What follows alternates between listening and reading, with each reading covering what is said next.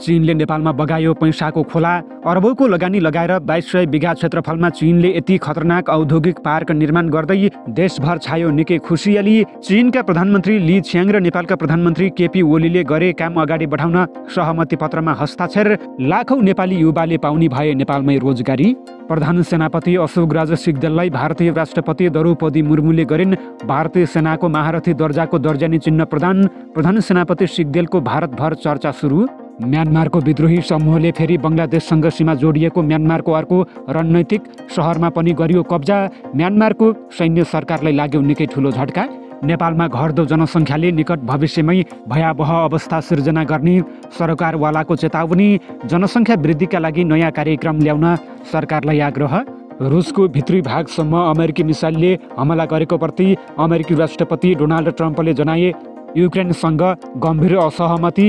Ukraine र युरोपमा मचियो तरङ्ग। मेडिकल व्यवसायी दुर्गा प्रसाई हिरासतबाट छुटेर गेटमा आउने बित्तिकै फेरि पक्राउ। रविलाई फेरि कास्की अदालतले यति दिनको लागि हिरासतको म्याद थप्यो। गौतम बुद्ध अन्तर्राष्ट्रिय विमानस्थलमा गरियो यति खतरनाक एआई प्रणाली जडान, तर भारतले जनायो गम्भीर आपत्ति प्रकट। र युरोपेली आकाशमा नेपाली उड्डयनलाई अनुमति दिन परराष्ट्र मन्त्री राणाले गरिन् युरोपेली नेताहरूलाई आग्रह। दक्षिण कोरियाली राष्ट्रपति विरुद्ध फेरि महाअभियोगको प्रस्ताव दर्ता। नमस्कार, ग्रेटर नेपाल टिभीले तयार पारेको राष्ट्रिय तथा अन्तर्राष्ट्रिय समाचारहरूको सङ्गालो ग्रेटर न्युजबाट विवश बिडाथोकेको यहाँलाई हार्दिक स्वागत छ। तपाईँले हाम्रो समाचार कहाँबाट हेर्दै हुनुहुन्छ कृपया यसबारेमा पनि हामीलाई जानकारी गराउन नभुल्नुहोला। अब समाचार विस्तारमा। 4 वर्ष अघि शिलान्यास भएर भौतिक प्रगति शून्य अवस्थामा रहेको चीन नेपाल मैत्री औद्योगिक पार्क निर्माण प्रक्रिया अब अघि बढ्ने ढोका खुल्ला भएको छ। प्रधानमन्त्री केपी शर्मा ओली तत्कालीन अवस्थामा प्रधानमन्त्री नै रहँदा 2077 फागुन 16 गते शिलान्यास गरेको पार्कको काम अघि बढ्न सकेको थिएन। प्रधानमन्त्री ओलीको चीन भ्रमणका क्रममा पार्क निर्माण प्रक्रिया चाँडै अघि बढाउने समझदारी भएपछि भौतिक निर्माणको कामले गति लिने स्थानीयको अपेक्षा रहेको छ। चीनको औपचारिक भ्रमणमा रहेका प्रधानमन्त्री ओली र चिनिया समकक्षी लीको उपस्थितिमा नेपाल र चीनबीच मङ्गलबार विभिन्न समझदारी पत्रमा हस्ताक्षर हुने क्रममा यो पार्क पनि समावेश भएको छ। परियोजना विकास सम्झौता पिडिए हुन बाँकी रहेको छ। जति सक्दो चाँडो पिडिएमा हस्ताक्षर गरेर चाँडो पार्कको निर्माण र सञ्चालन गर्ने दुई देशले जारी गरेको संयुक्त विज्ञप्तिमा उल्लेख रहेको छ। लगानी बोर्ड नेपाल र Lhasa economic and technological development zone investment development कम्पनीले पार्कलाई तीव्रता दिने र जति सक्दो चाँडो पिडिए सम्झौतामा हस्ताक्षर गर्दै निर्माण सुरु गर्ने सहमति यसअघि पनि भएको थियो। 2080 भदौ 8 गते बसेको लगानी बोर्डको 55औं बैठकले चीन नेपाल मैत्री औद्योगिक पार्कको परियोजना विकास सम्झौता पिडिएको अन्तिम मस्यौदा तयार गर्न बोर्डका प्रमुख कार्यकारी अधिकृत सुशील भट्टको संयोजकत्वमा वार्ता समिति गठन गरेको भए पनि पिडिएको काम अघि बढ्न नसकेको जनाइएको छ। पार्कका अध्यक्ष गोविन्द थापाका अनुसार ओली आफैले शिलान्यास गरेको योजना र अहिले स्वयं उहाँ नै प्रधानमन्त्री रहेकाले पनि अब पिडिएको काम चाँडो भएर अघि बढ्ने अवस्था रहेको छ। यसभन्दा अघि प्रधानमन्त्री ओलीको सरकार ढलेपछि पार्क निर्माणको काम अघि बढ्न नसकेको बताइने गरेको छ। चीनको महत्त्वकांक्षी योजना belt and road initiative BRI अन्तर्गत निर्माण हुने औद्योगिक पार्कको निर्माण र सञ्चालनको जिम्मा चिनिया company Lhasa economic and technology development zone जिङपिङ जोइन्ट कन्स्ट्रक्सन कम्पनीले पाएको थियो। पहिलो चरणमा कम्तीमा पनि 100 वटा उद्योग स्थापना गर्न 64 अर्ब लगानी स्वीकृत पनि भइसकेको बताइएको छ। झापाको दमक नगरपालिका, गौरादह नगरपालिका र कमल गाउँपालिकाको सङ्गम स्थलमा रतुवा र मावा खोलाको 2200 बिघा जग्गामा निर्माण हुने पार्कको विस्तृत परियोजना प्रतिवेदन DPR तयार भइसके पनि काम अघि नबढ्दा स्थानीयले चुनावी नारा मात्र भएको भन्न थालेका छन्। भारतको औपचारिक भ्रमणमा रहेका प्रधान सेनापति अशोकराज सिग्देललाई भारतीय राष्ट्रपति द्रौपदी मुर्मुले भारतीय स्थल सेनाको मानार्थ महारथी दर्जाको दर्जानी चिन्ह प्रदान गरेकी छन्। राष्ट्रपति भवनमा बिहिबार आयोजित विशेष सुशोभन कार्यक्रममा राष्ट्रपति मुर्मुले प्रधान सेनापति सिग्देललाई मानार्थ महारथी दर्जाबाट सुशोभित गरेको सैनिक जनसम्पर्क तथा सूचना निर्देशनालयले जनाएको छ। नेपाल भारत बीचको अनुपम सांस्कृतिक, धार्मिक एवं ऐतिहासिक द्वैपाक्षिक र मित्रवत सैनिक सम्बन्धको निरन्तरता स्वरूप नेपाली सेनाका प्रधान सेनापतिलाई भारतीय सेनाको मानार्थ महारथी तथा भारतीय स्थल सेना अध्यक्षलाई नेपाली सेनाको मानार्थ महारथीको दर्जा प्रदान गर्ने विशिष्ट परम्परा रहिआएको बताइएको छ। नेपाल र भारतबीच सन् 1950 देखि एक अर्को देशका सेना प्रमुखलाई मानार्थ महारथीको दर्जनी चिन्ह प्रदान गर्ने परम्परा रहेको छ। राष्ट्रपति रामचन्द्र पौडेलले यही मङ्सिर 6 गते भारतीय सेना अध्यक्ष उपेन्द्र द्विवेदीलाई नेपाली सेनाको मानार्थ महारथीको दर्जनी चिन्ह प्रदान गरेका थिए। प्रधान सेनापति सिग्देलले हिजै भारतका रक्षा मन्त्री राजनाथ सिंहसँग शिष्टाचार भेटवार्ता गरेका छन्। त्यसैगरी उनले स्थल सेना भवन परिसरमा वृक्षारोपण समेत गरेको निर्देशनालयले जनाएको छ। 1 फेब्रुअरी 2021 जननिर्वाचित सरकारलाई कु गरी हटाएर सैनिक शासन सुरु भएदेखि म्यानमार अशान्त रहेको छ। म्यानमारमा यति बेला सरकार विरुद्ध हतियार उठाएका सङ्गठनहरू एकपछि अर्को राज्य र सहर कब्जा गर्ने अभियानमा रहेका छन्, जसले बर्मेली सैनिक शासनलाई धक्का पुगेको छ भने धेरै राज्यबाट सेनाले ज्यान जोगाउन ब्यारेक छाडेर भाग्नु परेको छ। सैनिक शासनको विरोधमा हतियार उठाएको विद्रोही समूह आराकान आर्मीले बङ्गलादेशसँग सीमा जोडिएको म्यानमारको माङ्गदाओमाथि पनि कब्जा गरेको छ। माङ्गदाओ आराकान राज्यको उत्तरी इलाका हो। यसको सीमा बङ्गलादेशको कक्स बजारसँग जोडिन्छ। यो क्षेत्रमा बङ्गलादेश र म्यानमार बीच 271 किलोमिटर लामो सिमाना रहेको छ। समाचार एजेन्सी एपीका अनुसार आराकान आर्मीका प्रवक्ता खयङ्ग थुखाले माङ्गदाओमा रहेको अन्तिम सैन्य चौकीमाथि समेत कब्जा जमाएको दावी गरेका छन्। यो क्रममा उनीहरूले त्यहाँबाट भागिरहेका जनरल थुरिन तुनलाई समेत समातेका छन्। म्यानमारको सैन्य सरकारले भने विद्रोहीको कब्जामाथि कुनै टिप्पणी गरेको छैन। माङ्गाओ म्यानमारको दोस्रो ठुलो सबैभन्दा ठुलो सहर मण्डेलाबाट करिब 400 किलोमिटर दक्षिण पश्चिममा पर्छ। यो इलाका गत जुनदेखि आराकान आर्मीको निशानामा रहेको छ। आराकान आर्मीले यो वर्षको सुरुमा बङ्गलादेशको सीमा नजिकका सहर पलेतवा र बुथिदौङ्गमाथि पनि कब्जा गरेको थियो। नेपालमा घट्दो जनसङ्ख्याको भयावह अवस्था सिर्जना हुने सरकारवालाहरूले चेतावनी दिएका छन्। युवा जनशक्तिको विदेश पलायन, लैङ्गिक असमानता लगायतका कारणले जनसङ्ख्या घट्दो क्रममा गएकाले विज्ञहरूले जनसङ्ख्यामा सन्तुलन कायम गर्न विद्यमान नीति नै बदल्नुपर्ने सुझाव दिएका बताइएको छ। स्वास्थ्य मन्त्रालयले राष्ट्रिय जनसङ्ख्या नीति 2071ले अहिलेको समस्यालाई समाधान गर्न नसक्ने ठहर गर्दै नयाँ नीतिको गृह कार्य सुरु गरेको छ। डिसेम्बर 11 तारिक बुधबार स्वास्थ्य मन्त्रालयको नेतृत्वमा भएको छलफलमा राष्ट्रिय योजना आयोग, विषयगत मन्त्रालय, राष्ट्रिय तथ्याङ्क कार्यालय लगायत आधिकारिक र विज्ञ बीच छलफल र सुझाव सङ्कलन गरिएको छ। मन्त्रालयले राष्ट्रिय जनसङ्ख्या नीति 2071 परिमार्जन गर्नुपर्ने उल्लेख गर्दै राष्ट्रिय जनसङ्ख्या नीति 2081 प्रारम्भिक मस्यौदामा छलफल सुरु गरेको हो। यस्तै राष्ट्रिय तथ्याङ्क कार्यालयका उपप्रमुख डाक्टर हेमराज रेग्मीले जनसङ्ख्याको वृद्धि दर 1% भन्दा पनि कम हुनु चिन्ताजनक भएको बताएका छन्।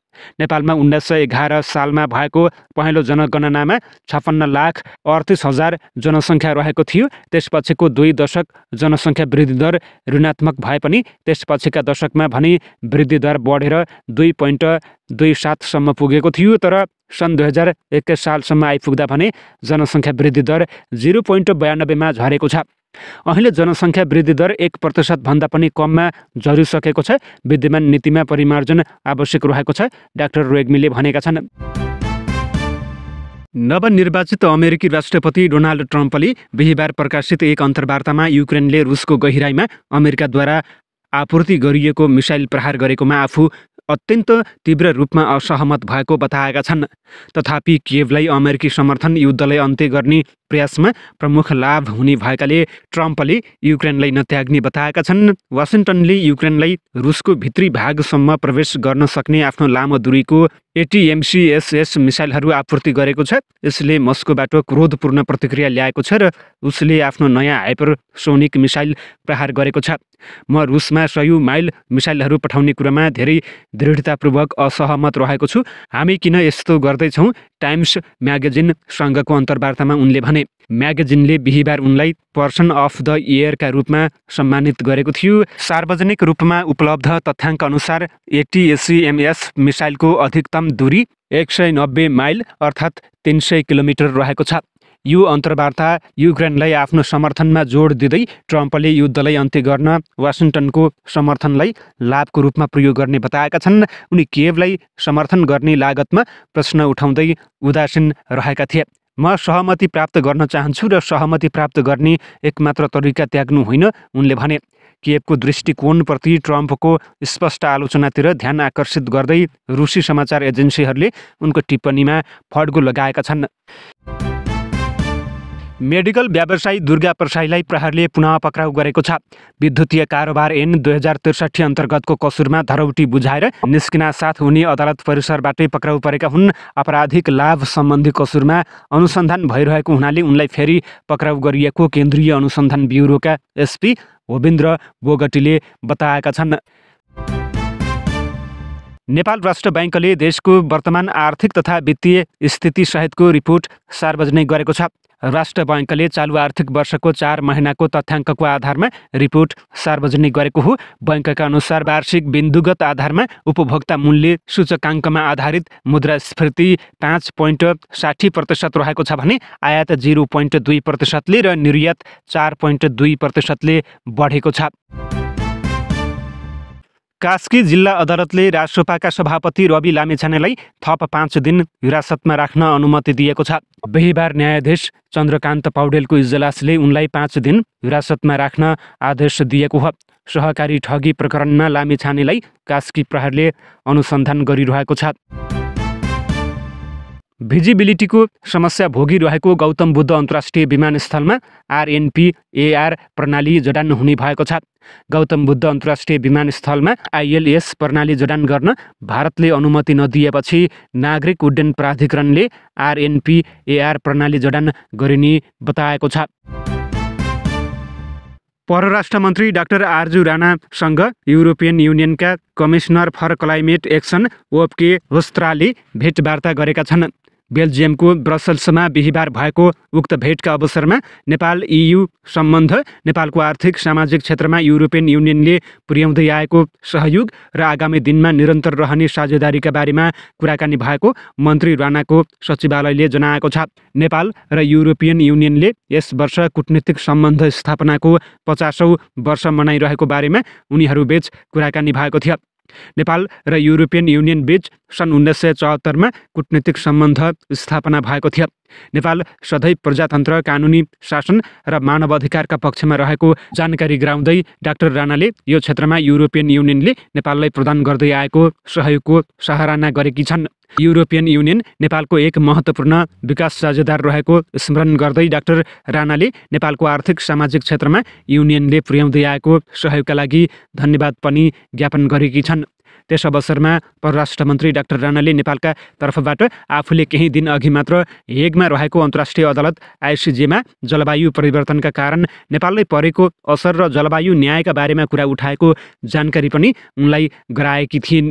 मन्त्री डाक्टर राणाले कमिसनर ओपकेलाई नेपालमा परेको जलवायु परिवर्तनको असर तथा पछिल्ला वर्षमा यसबाट नेपालले बेहोर्नु परिरहेको अकल्पनीय क्षतिबारे जानकारी गराउँदै नेपालले पाउनुपर्ने जलवायु न्यायका पक्षमा युरोपियन युनियनसँग सहयोगको अपिल पनि गरेकी थिइन्। युरोपेली आकाशमा नेपाली वायु सेवालाई लगाइएको प्रतिबन्ध सेफ्टी लिस्ट सम्बन्धी प्रावधान हटाउने विषयमा पहल गर्न पनि कमिसनर ओपकेलाई मन्त्री डाक्टर राणाले आग्रह गरेकी छन्, जसका कारण नेपालबाट सिधा उडान हुन नसक्दा नेपाली नागरिकलाई युरोप आवत जावतमा समस्या पर्न गएको प्रति उनले युरोपियन युनियनको ध्यानाकर्षण गराएकी छन्। अमेरिकाका नवनिर्वाचित राष्ट्रपति डोनाल्ड ट्रम्प टाइम्स म्यागजिनको वर्ष व्यक्ति घोषित भएका छन्। टाइम्स म्यागजिनका प्रधान सम्पादक साम ज्याबोक्सले ऐतिहासिक राजनीतिक पुनरागमन विश्वमा अमेरिका र अमेरिकी राष्ट्रपतिको भूमिका परिवर्तनका लागि डोनाल्ड ट्रम्पलाई टाइमको सन् 2024 को वर्ष व्यक्ति घोषित गरिएको बताएको समाचार संस्था AFP ले जनाएको छ।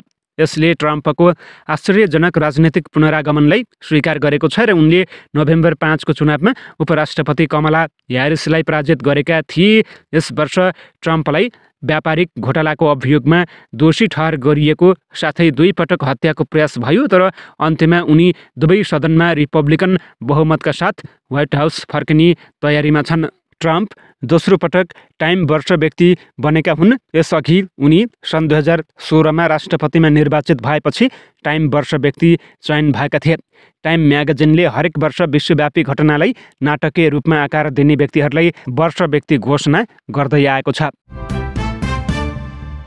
दक्षिण कोरियाका राष्ट्रपति युन सुक योल विरुद्ध विपक्षी 6 दलले पुनः संसदमा महाअभियोग प्रस्ताव दर्ता गराएका छन्। डिसेम्बर 3मा सैन्य कानुन अर्थात् मार्शल ल घोषणा गरेको विषयमा विपक्षी दलहरूले राष्ट्रपति विरुद्ध पुनः महाअभियोग प्रस्ताव दर्ता गराएका हुन्। यसअघि विपक्षी दलहरूले दर्ता गरेको अविश्वासको प्रस्ताव भने असफल भएको थियो। विपक्षी दलले शुक्रबार संसदमा राष्ट्रपति विरुद्ध दोस्रो पटक महाअभियोगको प्रस्ताव दर्ता गराएका हुन्। महाअभियोग प्रस्तावमा आगामी शनिबार मतदान हुनेछ। गत साता ल्याइएको महाअभियोगको प्रस्तावमा सत्तापक्षले संसद बहिष्कार गरेपछि राष्ट्रपति महाअभियोगबाट जोगिएका थिए। महाअभियोग लाग्नु केही घण्टा अघि राष्ट्रपतिले राष्ट्रको नाममा सम्बोधन गर्दै मार्शल ल लागू गर्ने निर्णय फिर्ता लिएका थिए। त्यस क्रममा उनले माफी मागेपछि सत्तापक्षका सांसदहरूले मतदान बहिष्कार गरेका थिए। महाअभियोग पारित हुन संसदका 300 सदस्यहरूको 2/3 अर्थात् 200 सांसदहरूको समर्थन चाहिन्छ। विपक्षीसँग 192 सांसद रहेका छन्। प्रस्ताव पारित गर्न सत्तापक्षका 8 सांसदको मत चाहिन्छ। सत्तापक्षसँग तत्काल 108 सांसद रहेका छन्। यसैबीच सत्तारूढ दल पिपल पावरका अध्यक्ष हान डोङ हुनले राष्ट्रपतिलाई काम कारबाहीबाट तत्काल निलम्बन गर्न आवश्यक रहेको बताएका छन्। यसका लागि सत्तापक्षले समेत महाअभियोगको प्रस्तावमा मतदान गर्न आवश्यक रहेको उनको भनाइ रहेको छ। राष्ट्रपति युनमाथि राजीनामाको दबाव रहेको छ। उनको घर अगाडि प्रदर्शन समेत भएको छ। त्यस क्रममा प्रहरी र प्रदर्शनकारी बीच झडप भएको छ। तर उनले राजीनामा दिन अस्वीकार मात्र गरेका छैनन्। सैन्य कानुन लागू गर्ने अघिल्लो साताको आफ्नो अप्रत्याशित निर्णयको बचाउ समेत गरेका छन्। उनले अन्तिम समयसम्म लडिरहने दृढता व्यक्त गरेका छन्। गोलान हाइट्समा इजरायली र सिरियाली सेनालाई छुट्याउने संयुक्त राष्ट्रसङ्घद्वारा नियन्त्रित बफर जोनबाट पछि हट्न फ्रान्सले आग्रह गरेपछि इजरायलले बिहिबार आफ्नो रक्षाका लागि कार्य जारी राख्ने बताएको छ। इजरायली प्रधानमन्त्री बेन्जामिन नेतन्याहुले आइतबार सिरियाली राष्ट्रपति बशर अल असदलाई विद्रोहीहरूले सत्ताबाट हटाएपछि गोलान हाइट्सको सिरियाली नियन्त्रित भागमा रहेको असैन्यकृत क्षेत्रलाई कब्जा गर्न सेनालाई आदेश दिएको घोषणा गरेका थिए। इजरायलले बिहिबार आफ्नो रक्षा गर्ने उद्देश्यले कब्जा गरिएको बताएको थियो। यो सीमा नजिकै सक्रिय जिहादी समूहद्वारा उत्पन्न खतराहरूका कारण रक्षात्मक कारणले आवश्यक रहेको थियो। विदेश मन्त्रालयका प्रवक्ता ओरेन मार मोस्टनले बताएका छन् इजरायलले आफ्नो रक्षा गर्न र आवश्यकता अनुसार आफ्ना नागरिकहरूको सुरक्षा सुनिश्चित गर्न कार्य गर्न जारी राख्नेछ। बिहिबार छुट्टै वक्तव्यमा प्रधानमन्त्री कार्यालयले असदको शासनको पतनले इजरायलको सीमा र बफर जोनमा खाली ठाउँ सिर्जना गरेको बताएको छ। युरोपेली सङ्घ EUका सदस्य राष्ट्रहरूले बुल्गेरिया र रोमानियालाई अर्को वर्षको सुरुदेखि सीमारहित सेन्जन क्षेत्रको पूर्ण सदस्य बन्न स्वीकृति दिएका छन्। बुल्गेरिया र रोमानियालाई स्वागत गर्न पाउनु ऐतिहासिक क्षण हो, हङ्गेरीका गृहमन्त्री स्यान्डर पिन्टरले भनेका छन्। सन् 2007 देखि युरोपेली सङ्घका सदस्य रहेका यी दुई देशलाई मार्चमा आंशिक रूपमा स्वतन्त्र आवागमन क्षेत्रमा जोडिएको थियो, जसले सीमा जाँच बिना हवाई र समुद्री यात्रा खुला गरेको थियो। यद्यपि अस्ट्रियाले आप्रवासनको चिन्तालाई लिएर आफ्नो मुलुकमा पूर्ण प्रवेशमा रोक लगाएको थियो र यसले गर्दा स्वतन्त्र रूपमा आवत जावतमा समस्या रहेको थियो। भियनाले सोमबार EUका मन्त्रीहरूको बिहिबारको बैठकमा आफ्नो भिटो प्रयोग नगर्ने घोषणा गरेको छ, जसले जनवरी 1, 2025 देखि दुवैलाई पूर्ण सदस्य बन्ने मार्ग प्रशस्त गरेको छ। बुखारेस्ट र सोफियाले सन् 2010मा ब्रसेल्सले तोकेका सबै प्राविधिक मापदण्ड पुरा गरेका थिए, तर विभिन्न सदस्य राष्ट्रहरूले उनीहरूको प्रवेशमा अवरोध गरेपछि सेन्जन क्षेत्रमा सामेल हुन 1 दशकभन्दा बढी समय पर्खनु परेको थियो। सन् 2022 देखि अस्ट्रियाले उनीहरूको आवेदन रोकेको छ, जसले वर्षौंदेखि असुरक्षित बाह्य सेन्जन सीमाहरूको परिणाम स्वरूप कागजातविहीन आप्रवासीहरूको असमान सङ्ख्याको होस्टिङको बारेमा गुनासो गर्दै आएको थियो। हवस् त, यिनै खबरसँगै ग्रेटर नेपाल टिभीले तयार पारेको राष्ट्रिय तथा अन्तर्राष्ट्रिय समाचारहरूको सङ्गालो ग्रेटर न्युजको समय सकिएको छ। प्रत्येक पलका ताजा अपडेटको लागि हामी तपाईँको माझमा छौँ। यतिन्जेलसम्म हेरेर साथ दिने तपाईँ सम्पूर्ण दर्शकलाई धेरै धेरै धन्यवाद भन्दै ग्रेटर न्युजबाट विवश बुढाथोकीलाई पनि आज्ञा दिनुहोस्। नमस्कार।